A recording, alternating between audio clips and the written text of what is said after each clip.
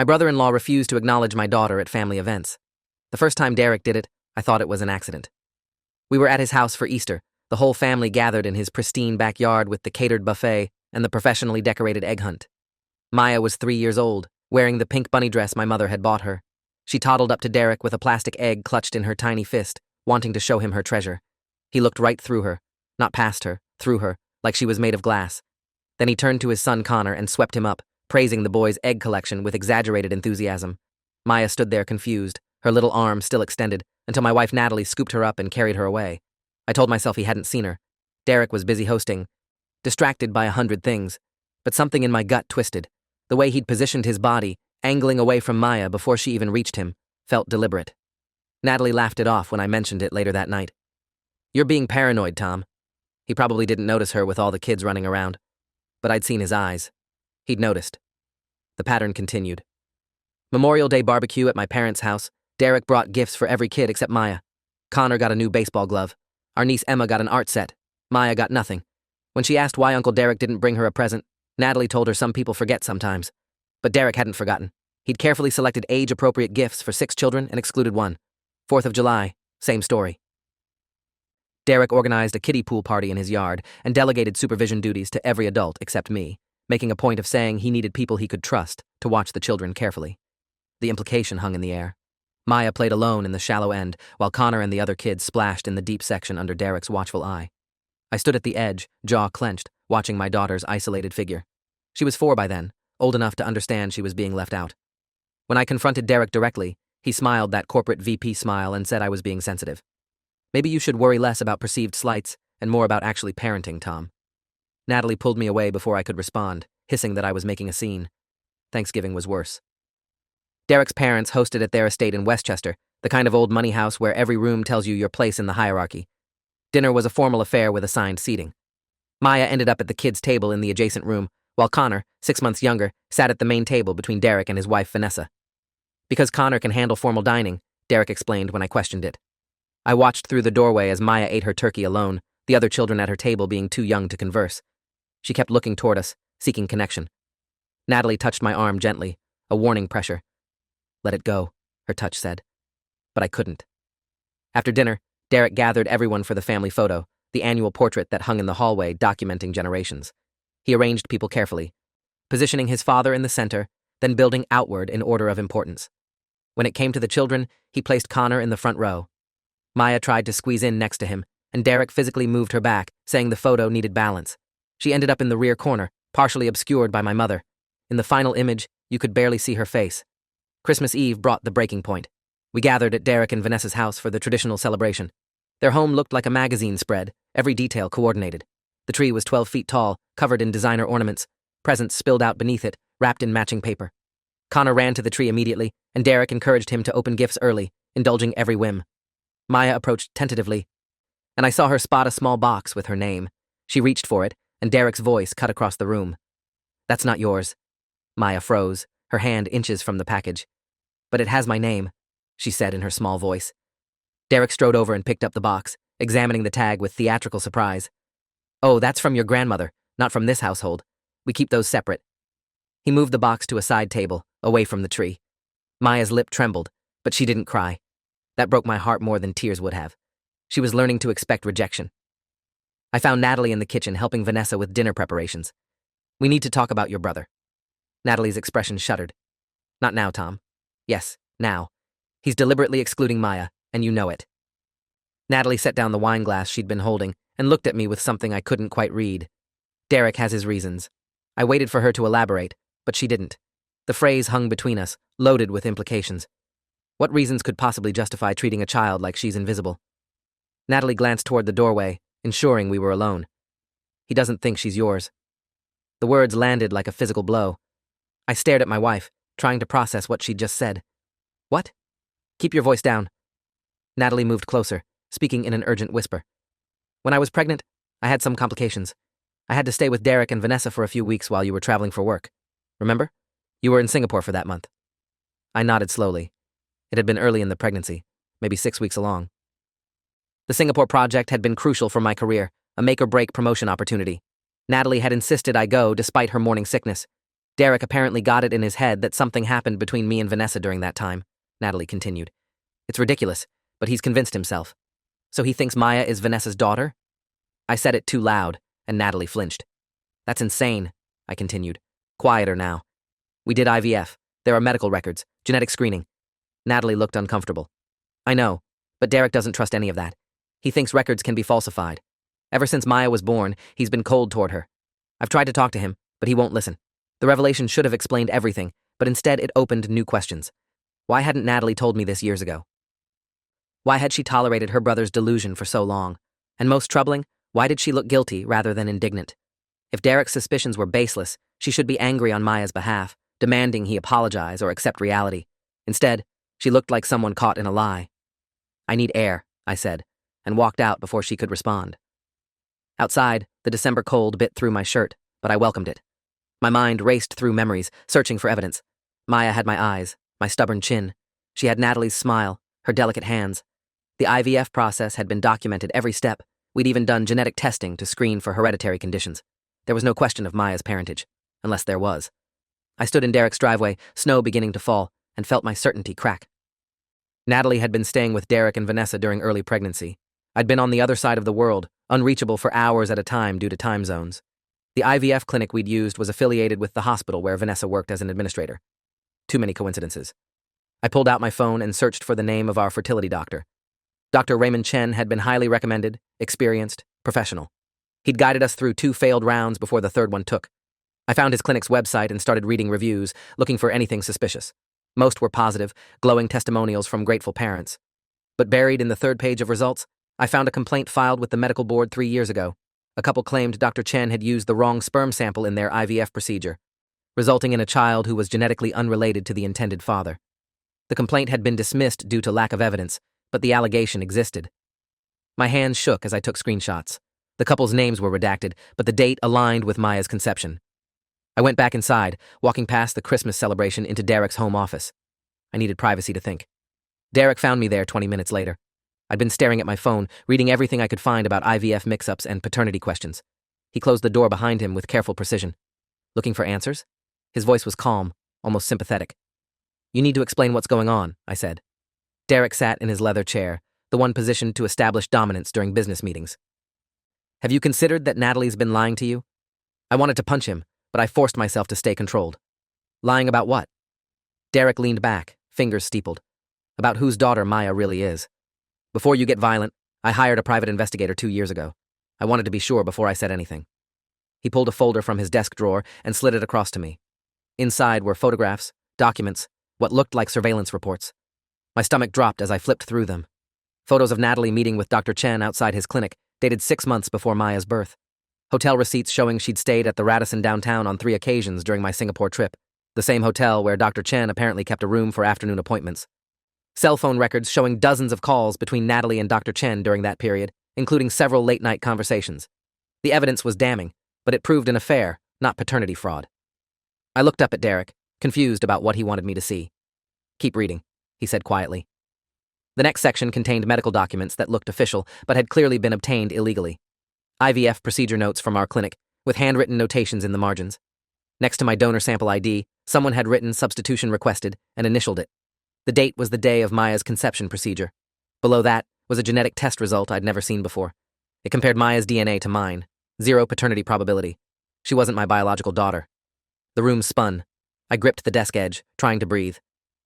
This has to be fake, I managed. Derek shook his head. I used the same lab the FBI uses for their criminal cases. Chain of custody was maintained throughout. I obtained Maya's DNA from a hairbrush you left at our house last year. The results are legitimate. Why? The word came out broken. Why would Natalie do this? Why would Dr. Chen agree? And whose child is Maya if she's not mine? Derek's expression flickered with something that might have been pity. That's the question I've been trying to answer. He pulled out another document, this one a birth certificate. Not Maya's, someone else's.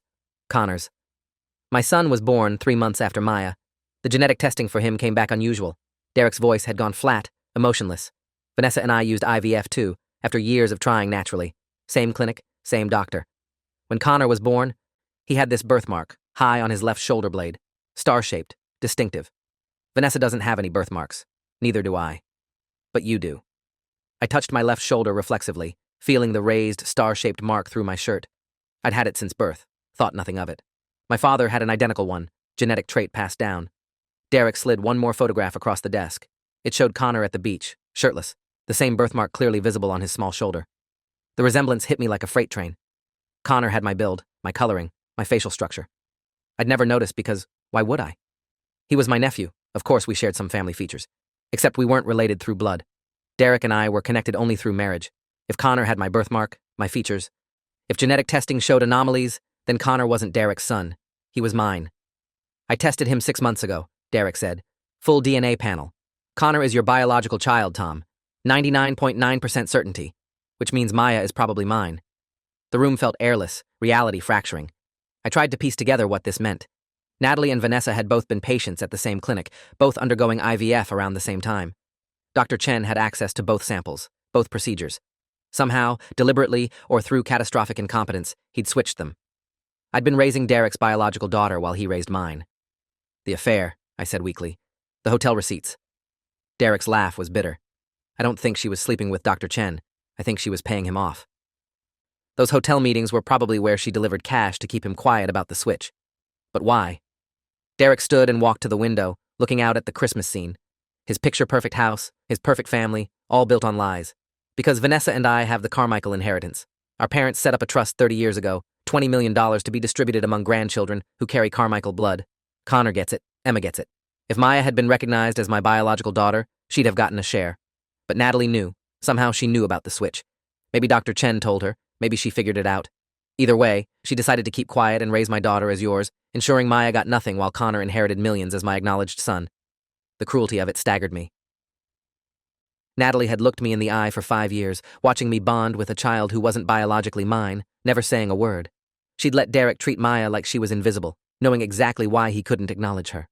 Because to acknowledge her would be to admit she was his daughter, which would trigger questions about Connor's paternity. The whole family was trapped in this elaborate deception.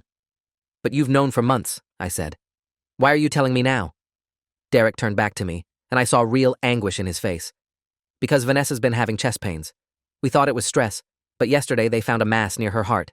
She needs surgery, and there's a real chance she might not make it. If she dies, I don't want to spend whatever time I have left living this lie. And Connor deserves to know who his real father is. I thought of Connor, bright and energetic, the way he'd always gravitated toward me at family gatherings. I'd attributed it to uncle-nephew bonding, but maybe biology recognized itself. He was my son.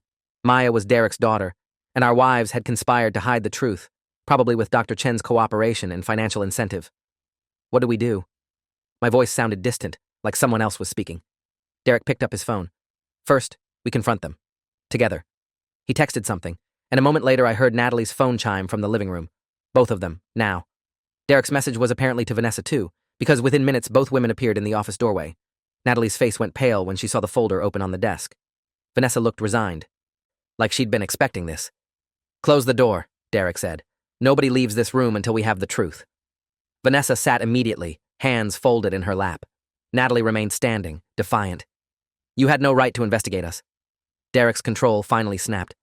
I had every right when you stole my daughter and replaced her with someone else's child. Natalie's eyes darted to me, calculating. It wasn't like that. Then explain it, I said. Explain how Maya isn't my biological daughter and Connor isn't Derek's. Explain the hotel meetings with Dr. Chen. Explain why you've let your brother ignore my daughter for 5 years. Natalie's shoulders dropped, defiance crumbling. She sank into the other chair, and I saw tears forming. It wasn't supposed to happen this way. Vanessa spoke first, her voice clinical and detached. Dr. Chen made a mistake during the procedures. He mixed up the samples. By the time he realized it, both embryos had already been implanted.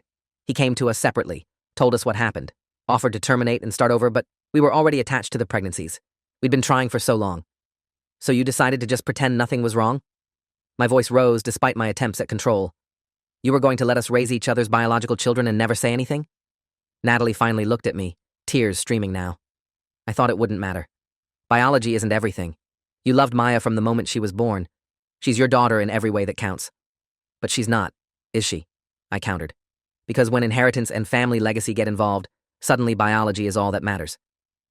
You made sure Maya would be cut out of the Carmichael money while Connor inherited millions. Natalie flinched. The trust fund wasn't the reason. Then what was? Derek demanded. Vanessa answered, her calm breaking. Because I couldn't stand the thought of losing my pregnancy. When Dr. Chen told me about the mix-up, I was 12 weeks along. I'd already bonded with Connor. I'd felt him kick. The idea of terminating and starting over after years of failed attempts, it would have destroyed me. So you made the choice for both of us, I said to Natalie. You decided I didn't deserve to know my biological son. She wiped her eyes, smearing mascara. You were going to be a father either way. What difference did it make? Every difference, I said. Derek's been treating Maya like she doesn't exist, because he knew the truth. You let that happen. You watched your brother reject his own daughter to protect your lie. Natalie stood abruptly. He rejected her because he's bitter and jealous. This isn't my fault. Derek's laugh was harsh. I rejected her because acknowledging her meant admitting Connor wasn't mine. It meant opening this entire disaster. I've spent 2 years trying to figure out how to fix this without destroying everyone. The room fell silent except for Natalie's muffled crying. I looked at the 2 women who'd orchestrated this deception and felt nothing but cold fury. Where's Dr. Chen now? Vanessa's voice dropped to almost a whisper. Dead. He killed himself 18 months ago. Left a note confessing to multiple sample mix-ups over the years. The medical board shut down his clinic, but by then, the damage was done. Dozens of families probably raising children who aren't biologically theirs. I remembered the complaint I'd found online, the dismissed case. How many others were there that never got filed? How many families lived in ignorance while Dr. Chen collected payoff money? We need to tell the children, Derek said. They deserve to know the truth. Natalie jumped up, panicked. You can't. Maya's 5 years old, she won't understand. She'll understand that everyone's been lying to her, I said. She'll understand why her uncle treats her like she's invisible. We tell them age appropriately, or they grow up discovering it accidentally and never trust any of us again. Vanessa nodded slowly. After my surgery. If I survive, we tell them together. If I don't, you tell them I wanted them to know. The clinical way she discussed her potential death chilled me. This woman had carried my biological son for 9 months, raised him for 5 years, and showed more concern for proper disclosure timing than the emotional devastation she'd helped create. I need to leave, I said, standing. I need to not be in this house. Natalie reached for my arm, but I pulled away. Tom, please. We need to figure out custody arrangements, legal status. None of that matters tonight, I said. Tonight I need to process that my entire life is based on lies. Derek opened the office door, and I walked out into the Christmas celebration, which was still happening in the living room. My mother was reading "'Twas the Night Before Christmas" to the children, who sat cross-legged on the carpet. Maya and Connor were next to each other. Connor sharing his candy cane with her. Biological siblings who didn't know it yet. I watched them for a moment, memorizing the scene, this last instant of innocence before truth shattered everything. I drove home in silence, Natalie's repeated calls going to voicemail. My mind kept circling back to specific moments, reinterpreting them through this new lens. The way Maya's personality differed so drastically from mine, her emotional intensity that had seemed to come from nowhere. I'd attributed it to genetics being unpredictable, but now I saw Derek's passionate temperament reflected in her. The way Connor would seek me out at gatherings, wanting to play catch or build things together. I'd thought he was just an affectionate kid, but maybe he'd felt some biological pull. Vanessa's occasional strange looks when I interacted with Connor. Sadness mixed with something else. She'd been watching me parent my own son while being unable to claim him. The apartment felt empty when I arrived. I'd left Natalie at Derek's house to deal with the aftermath. I poured myself a scotch I didn't drink and sat in Maya's room, surrounded by her drawings and toys. Was she still my daughter if we shared no DNA? The question felt both profound and irrelevant. I'd changed her diapers, soothed her nightmares, taught her to ride a bike. Biology was just cellular information, but fatherhood was built through daily acts of love and care. Except that logic didn't extend to Connor. If Maya was still my daughter despite genetics, then Connor was still Derek's son. But that felt wrong too, because I'd missed 5 years of my biological child's life due to deception. There was no clean answer. No framework that made this okay. My phone rang at midnight. Unknown number.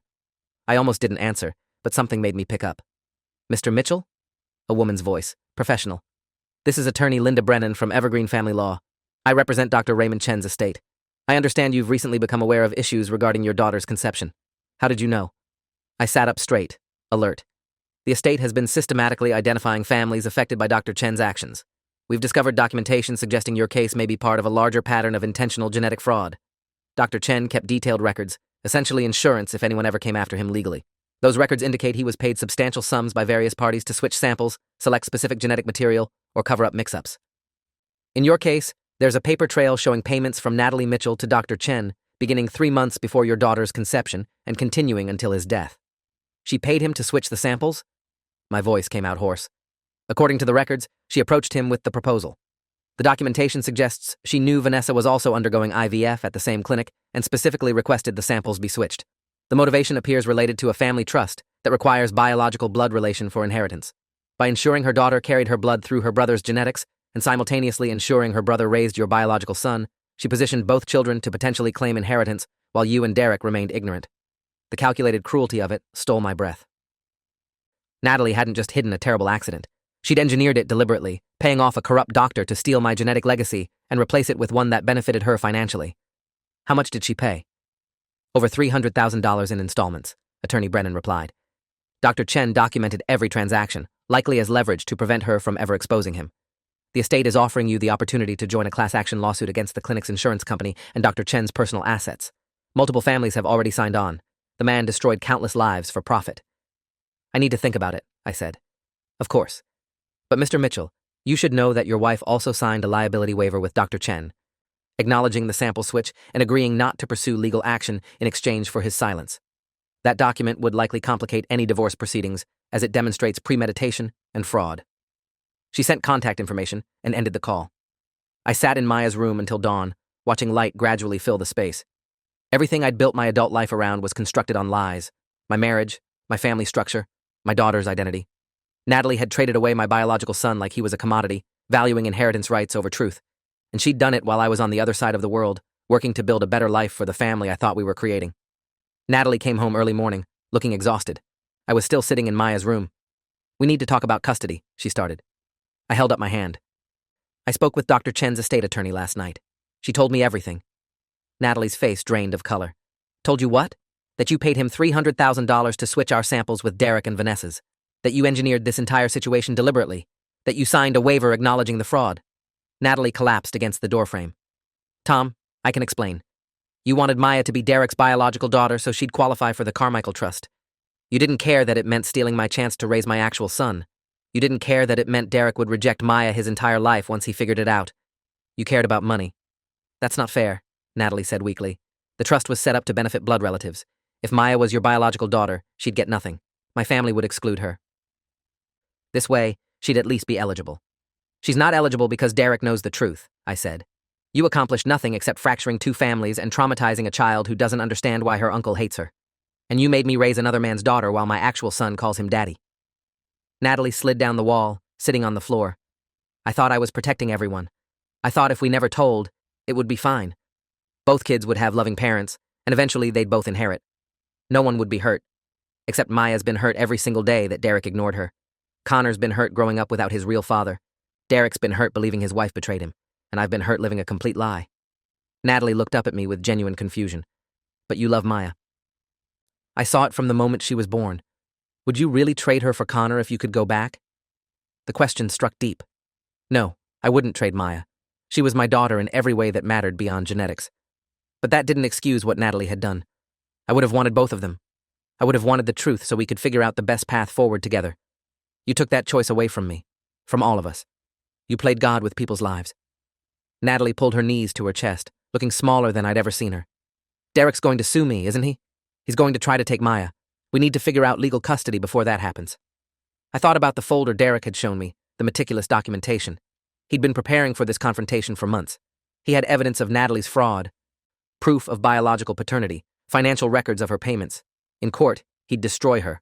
Maya would end up in foster care if both natural parents fought to exclude her from their lives, or Derek would get full custody and she'd finally have the father she'd been seeking all along. But that meant I'd lose her entirely. I stood and looked down at my wife. I want a divorce. I want full custody of Maya, and I want you to sign paperwork acknowledging your fraud. In exchange, I won't pursue criminal charges for what you did. Natalie's head snapped up. You can't take Maya from me. I'm her mother. You're the woman who bought her like a commodity, I corrected. You treated her like a chess piece in your financial planning. The court will be very interested in that. Over the next 2 weeks, my lawyer worked with Attorney Brennan to build a comprehensive case.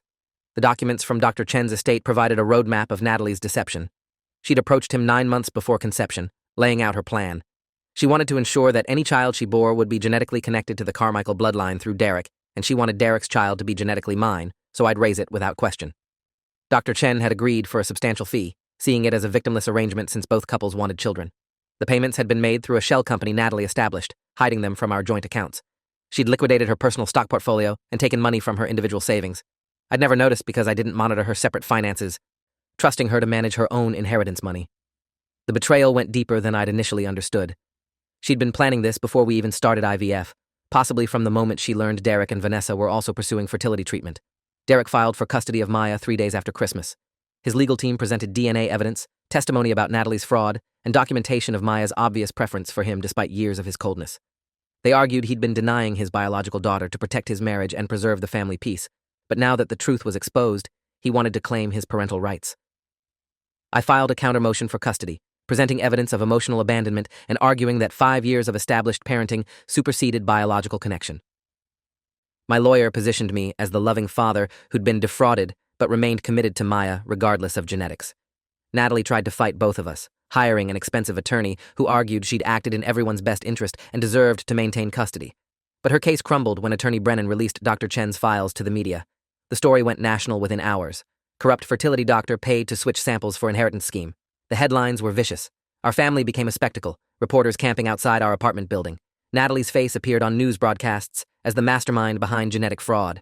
Public opinion turned savage, comment sections filled with people calling her a monster, demanding she lose all parental rights. Derek's family issued a statement supporting his custody claim and formally acknowledging Maya as a Carmichael heir. The same trust that had motivated Natalie's scheme now welcomed Maya because Derek was publicly claiming her. The irony was brutal. If Natalie had simply told the truth from the beginning, Maya would have been accepted as Derek's daughter immediately. Instead, her deception had cost Maya 5 years of her uncle's love and destroyed multiple marriages. Vanessa's surgery happened during the custody battle. I visited her in the hospital despite everything, because she was still Connor's mother, and I wanted him to know I cared. She survived the procedure, but looked fragile in the recovery room. Derek sat beside her, holding her hand. They'd decided to stay together despite the lies, choosing to rebuild trust rather than let Natalie's scheme destroy their marriage too. Connor was there, playing quietly with toy cars on the floor. I knelt beside him, and he looked up with those eyes I now recognized as mine. "Uncle Tom, is Maya really my sister? Someone told me at school. The kids have been teasing her." My heart broke for both children. "Yes, she's your sister. Does that mean you're my dad?" His small voice was confused, scared. I glanced at Derek, who nodded slowly. "Biologically, yes. But Derek is your dad too. He's been taking care of you and loving you since you were born. You're very lucky to have 2 dads who care about you." Connor processed this with the resilient adaptability of childhood. "Can Maya come live with us then? If she's my sister, she should be at my house." The simple logic made me smile despite the pain. "We're working on that, buddy." The custody hearing lasted 3 days. Natalie's attorney tried to paint her actions as protective rather than selfish, arguing she'd wanted to ensure both children had stable homes. But the evidence was overwhelming. The paper trail of payments, the waiver she'd signed acknowledging the sample switch, testimony from other families Dr. Chen had defrauded. Most damning was Maya's own testimony, given in the judge's chambers. She said she loved me, but wanted to live with Uncle Derek because he'd finally started being nice to her, and she wanted to understand why. The judge took a week to deliberate. When the ruling came, it validated every terrible thing that had happened while still trying to serve Maya's best interests. Primary custody was awarded to Derek as biological father, with the stipulation that he complete parenting classes and family therapy. I received substantial visitation rights as the established psychological father, including alternating weekends and shared holidays. Natalie lost custody entirely, reduced to supervised visits twice monthly, with the possibility of increased time if she completed intensive therapy and demonstrated genuine remorse. The ruling also addressed Connor. While Derek retained full custody, I was granted grandparent-level visitation rights and the option to pursue expanded custody if Derek's health ever compromised his ability to parent. The judge acknowledged the biological relationship, but recognized that severing Connor's bond with Derek would cause more harm than good. Both boys needed stability, and that meant maintaining their existing attachments while slowly introducing the truth. The financial consequences for Natalie were severe. She was ordered to pay restitution to both Derek and me for the fraud, amounts that would take years to satisfy. Her inheritance from her parents was frozen pending criminal investigation.